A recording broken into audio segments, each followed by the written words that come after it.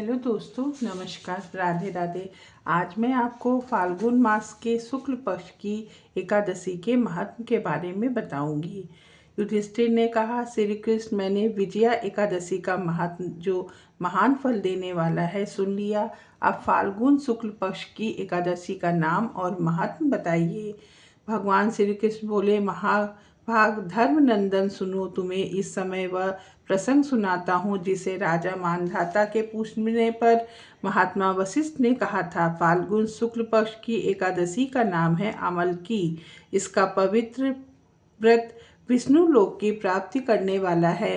मानधाता ने पूछा, द्विज श्रेष्ठ, यह अमलकी कब उत्पन्न हुई, मुझे बताइए। वशिष्ठ जी ने कहा, महाभाग्य, सुनो, पृथ्वी पर आमलकी की उत्पत्ति किस प्रकार हुई है आपको बताता हूँ। आमलकी महान वृक्ष है जो सब पापों का नाश करने वाला है। भगवान विष्णु के थूकने पर उनके मुख से चंद्रमा के समान कांतिमय एक बिंदु प्रकट हुआ। वह बिंदु पृथ्वी पर गिरा। उसी से आंवले का महान वृक्ष उत्पन्न हुआ। यह सभी वृक्षों का आदिभूत कहलाता है। इसी समय समस्त प्रजा की सृष्टि करने के लिए भगवान ब्रह्मा जी को उत्पन्न किया गया। उन्हीं से इस प्रजाओं की सृष्टि हुई। देवता, दानव, गंधर्व, यक्ष, राक्षस, नाग तथा निर्मल अंतःकरण वाले महर्षियों को ब्रह्मा जी ने जन्म दिया। उसमें से देवता और ऋषि उस स्थान पर आए जहाँ विष्णु प्रिया आमलकी का वृक्ष था। महाभाग, उसे देखकर देवताओं को बड़ा विस्मय हुआ। वे एक दूसरे पर दृष्टिपात करते हुए उत्कंठा पूर्वक उस वृक्ष की ओर देखने लगे।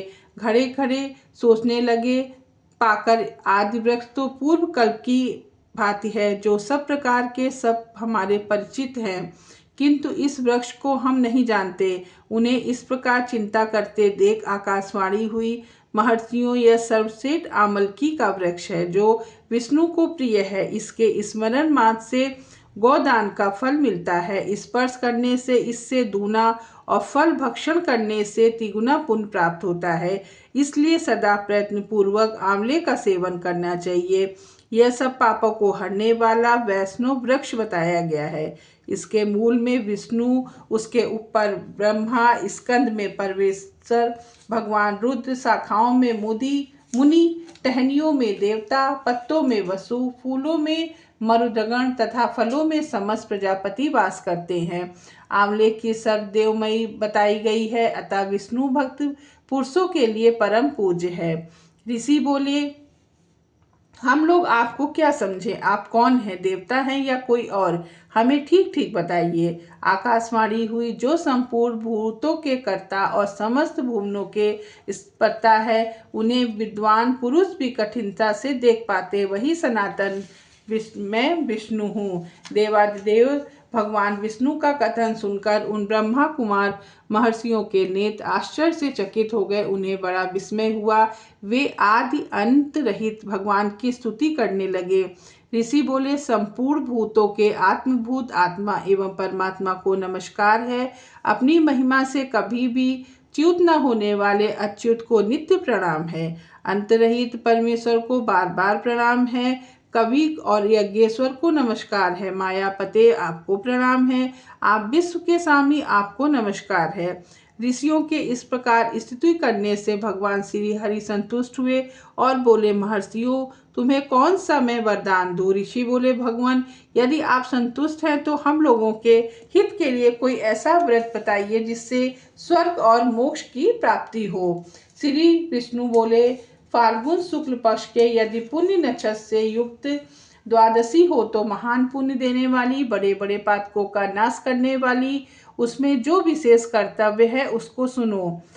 आमलकी एकादशी में आंवले के वृक्ष के पास जाकर वहां रात्रि में जागरण करना चाहिए। इससे मनुष्य पापों से छूट जाता है और सहस्र गोदानों का फल मिलता है।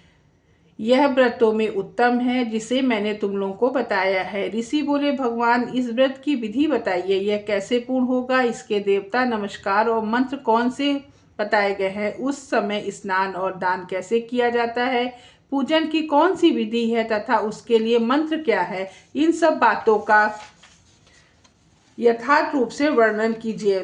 भगवान विष्णु ने कहा, इस व्रत की जो उत्तम विधि है उसको श्रवण करो। एकादशी को प्रातःकाल दंड धावन करके संकल्प करें कि हे पुंडरीकाक्ष, हे अच्युत, मैं एकादशी को निराहार रहकर दूसरे दिन भोजन करूंगा, आप मुझे शरण में रखें। ऐसा नियम लेने के बाद पतित, चोर, पाखंडी, दुराचारी, मर्यादा भंग करने वाले तथा गुरु पत्नीगामी मनुष्यों से वार्तालाप न करें। अपने मन को वश में रखते हुए नदी में, पोखरे में, कुएं पे अथवा घर में ही स्नान करें। स्नान पहले शरीर में मिट्टी का करना चाहिए, उसके बाद आप जल से स्नान करें। कुंडों, झरनों, नदियों या देव संबंधी सरोवरों में स्नान करें। विद्वान पुरुष को चाहिए कि वह परशुराम की सोने की प्रतिमा बनाए। प्रतिमा अपनी शक्ति और धन के अनुसार 1 या आधे माह से स्वर्ण की होनी चाहिए।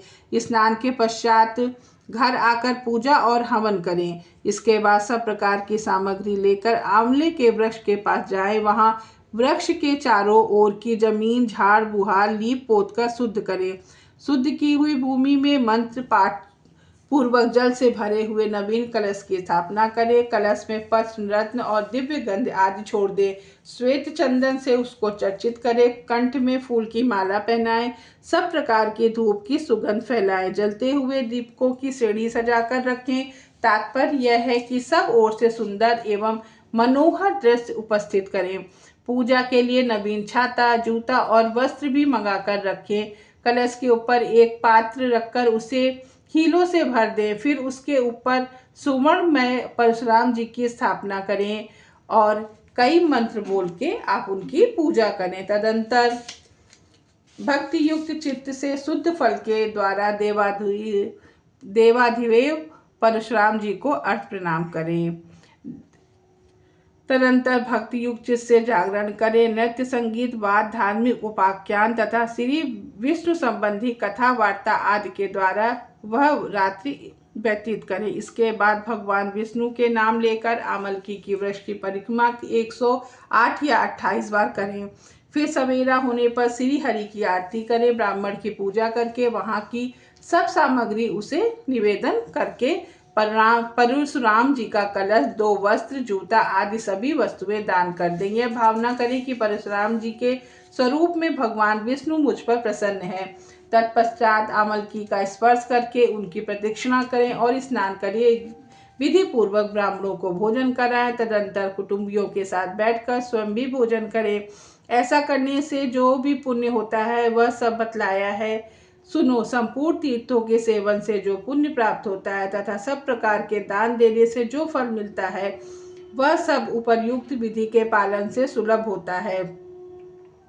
समस्त यज्ञों की अपेक्षा भी अधिक फल मिलता है, इसमें तनिक भी संदेह नहीं है। यह व्रत सब व्रतों में उत्तम है जिसका मैंने तुम्हें पूरा वर्णन किया है। वशिष्ठ जी कहते हैं, महाराज, इतना कहकर देवेश्वरी भगवान विष्णु वहीं अंतर्ध्यान हो गए। तत्पश्चात उन समस्त महर्षियों ने उक्त व्रत का पूर्ण रूप से पालन किया। नृप श्रेष्ठ, इसी प्रकार तुम्हें इस प्रकार व्रत का अनुष्ठान करना चाहिए।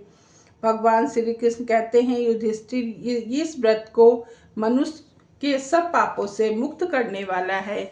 नमस्कार दोस्तों, मिलते हैं नए वीडियो के साथ में। राधे राधे।